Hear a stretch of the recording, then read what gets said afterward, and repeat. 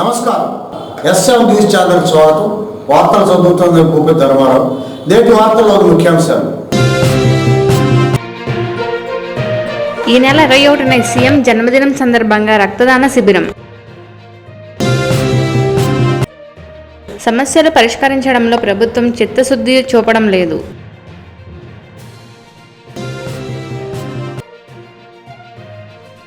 ఆరోగ్యశ్రీ పెంపులో పేద ప్రజలకు కార్పొరేట్ వైద్యం.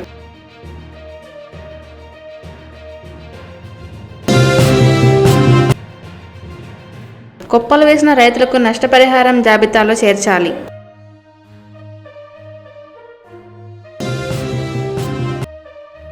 అమర్తులూరులో వరి ధాన్యం మద్దతు ధరకు కొనుగోలు చేయాలని రాస్తారోకో.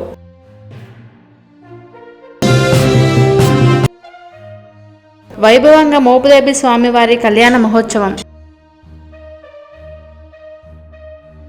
ఈ నెల 21వ తేదీన ముఖ్యమంత్రి వైఎస్ జగన్మోహన్ రెడ్డి జన్మదినం సందర్భంగా భారీ రక్తదాన శిబిరాన్ని ఏర్పాటు చేస్తున్నట్లు వైఎస్ఆర్ కాంగ్రెస్ పార్టీ రేపల్లి నియోజకవర్గ ఇన్ఛార్జ్ డాక్టర్ ఈవూరి గణేష్ తెలిపారు. మంగళవారం గుళ్లపల్లిలోని ఆయన స్వగృహంలో విలేకరులతో మాట్లాడుతూ సీఎం జగన్ జన్మదినం సందర్భంగా రక్తదానంతో పాటు అన్నదాన కార్యక్రమం, మొక్కలు నాటే కార్యక్రమాన్ని చేపట్టాలని తెలిపారు. పార్టీ నాయకులు, కార్యకర్తలు పాల్గొన్నారు. ఈ రోజు ఇక్కడ ఈ కార్యక్రమం ఎందుకు మనం సమావేశం అయ్యామంటే మీడియా మిత్రులందరితో రేపు అనగా 21వ తారీఖున మన ముఖ్యమంత్రి జగన్మోహన్ రెడ్డి గారిది బర్త్డే. ఆ రోజు మనం చేసే పనులు మీకు పత్రికా ముఖం ద్వారా ప్రజలకు తెలియజేయడానికి ఫస్ట్ ఈ సమావేశం పెట్టడం జరిగింది. ఆ రోజు మేమేంటంటే బ్లడ్ డొనేషన్ కార్యక్రమం ఒక 200 మంది స్టూడెంట్స్ కానివ్వండి, మన తెలిసిన వాళ్ళు కానీ, ఫ్రెండ్స్ కానీ అందరూ వచ్చి 200 మంది through blood bank, red cross blood bank doctor Veeraraghava గారి ఆధ్వర్యంలో మనం ఇక్కడ బ్లడ్ డొనేషన్ కార్యక్రమం పెడుతున్నామండి. ఫస్ట్ ఆఫ్ ఆల్ నెక్స్ట్ ఆయన 50వ పుట్టినరోజు కాబట్టి 50 కేజీల కేకు, 50 మొక్కలు, స్కూల్లో 50 మొక్కలు మన కిషోర్ గారు అక్కడ అలాట్ చేశారు. ఆయన చైర్మన్ కదా, దానికి ఆయన అక్కడ దాంట్లో నాటమని అక్కడ నాటడం జరుగుతుంది. తర్వాత ఈ కార్యక్రమాన్ని బ్లడ్ డొనేషన్ కార్యక్రమాన్ని మోపుదేవి వెంకటరమణ గారు స్టార్ట్ చేస్తారు. ఎంపీ గారు, రాజ్యసభ ఎంపీ గారు స్టార్ట్ చేస్తారు. తర్వాత కేక్ కటింగ్, ప్లాంటేషను, మిస్ కార్యక్రమం కూడా ఆ రోజు జరుగుతుంది.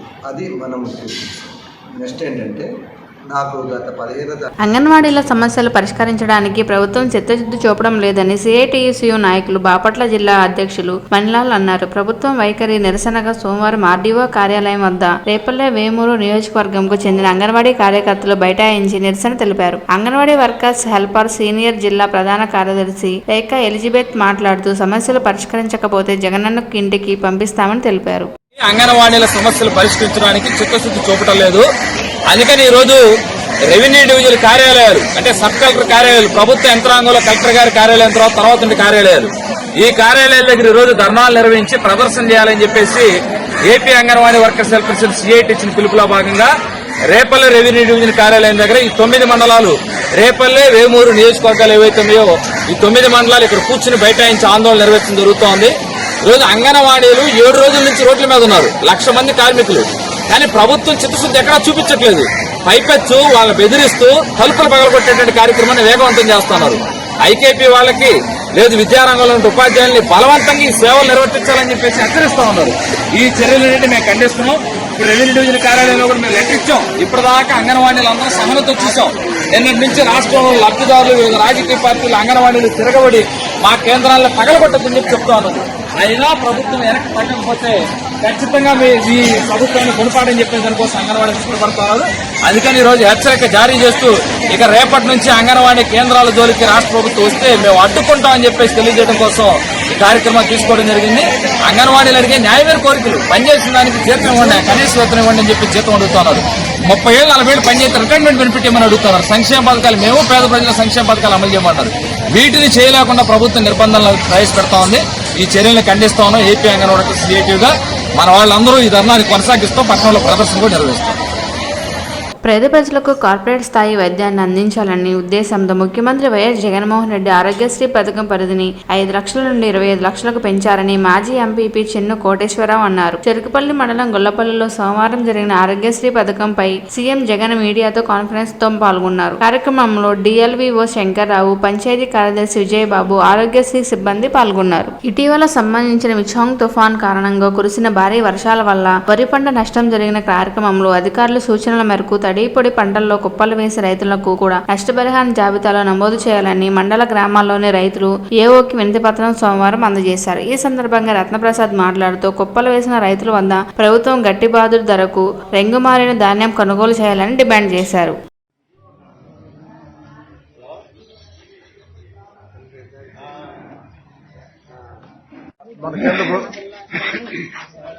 నాలుగు రోజుల నాడు కేంద్ర బృందం వస్తుంటే రైతులందరం కూడా కలిసి ఆ రోజున వరి కుప్పలు బాగా దెబ్బతిన్నాయని చెప్పి చూపించడం జరిగింది. వారు మేము తప్పకుండా ఇంటూరులో చూపిస్తున్నామన్నారు, చూపించామని చెప్పారు. ఇంతవరకు దాని గురించి ఎటువంటి నిర్ణయం తీసుకోవాలా, మరి ఆ నిర్ణయం తీసుకునే ఉద్దేశంలో మరి చుట్టుపక్కల గ్రామాలకు చెందిన రైతులు మరలా ఈ రోజు ఏవో గారి దగ్గరికి వచ్చాం.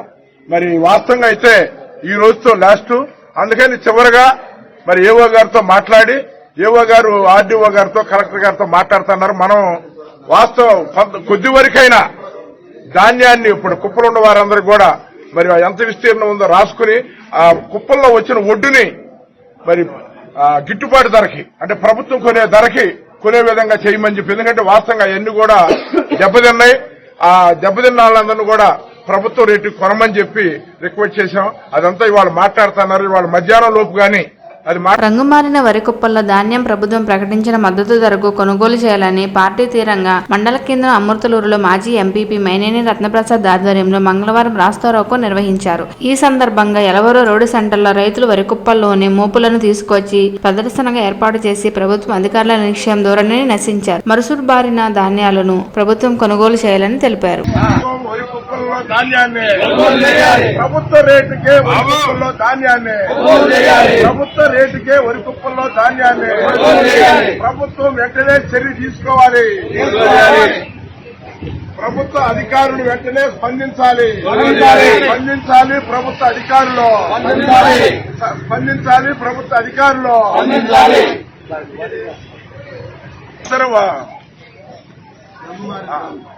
వరి కుప్పల్లో రంగు మారిన ధాన్యాన్ని వెంటనే ప్రభుత్వం కొనాలి. ప్రభుత్వం వెంటనే కొనాలి. వరి కుప్పల్లో రంగు మారిన ధాన్యాన్ని వరి కుప్పల్లో రంగు మారిన ధాన్యాన్ని ప్రభుత్వం అసలైన మద్దతు ధరకే కొనుగోలు చేయాలి. రంగు మారిన ధాన్యాన్ని కొనుగోలు చేయాలి. ప్రభుత్వం రంగు మారిన కుప్పల్లో రంగు మారిన ధాన్యాన్ని ప్రభుత్వం వెంటనే వరి కుప్పల్లో రంగు మారిన ధాన్యాన్ని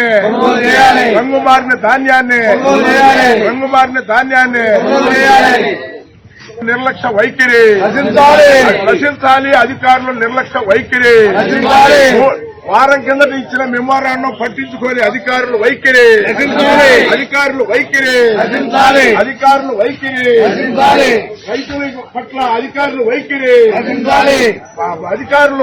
రైతుల పట్ల అధికారులు వైఖరి.